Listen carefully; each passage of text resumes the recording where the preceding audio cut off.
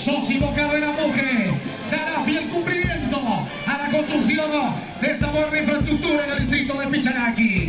Aquí las carreras técnicas profesionales, educación intercultural bilingüe, futuros maestros y maestras, docentes, mentores, inculcadores que formarán y forjarán a los nuevos retoños profesionales de nuestra zona de la Selva Central.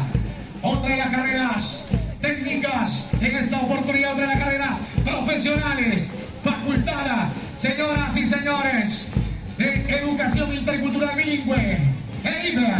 Aquí están estudiantes que hacen uso de los espacios del SEBA José Carlos Mariati, aquí en nuestro distrito de Mazamari.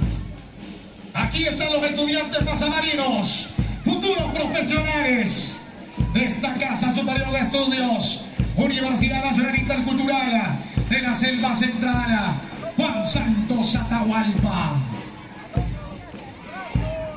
Aquí están jóvenes y aváncaros, Irán París. Como siempre, es un honor para ellos, es un honor de privilegio y placer seguir difundiendo, dando la continuidad de nuestros ancestros, la consigna de nuestros ancestros.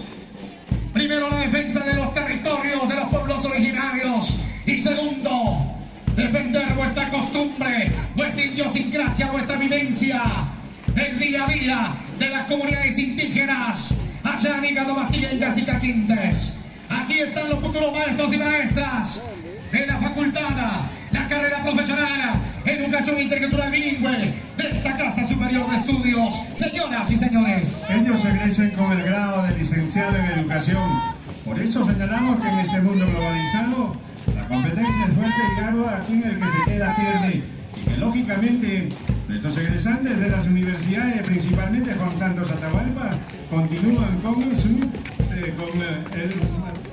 su grado de magíster. En efecto, señoras y señores, aquí apreciamos a los futuros licenciados en educación.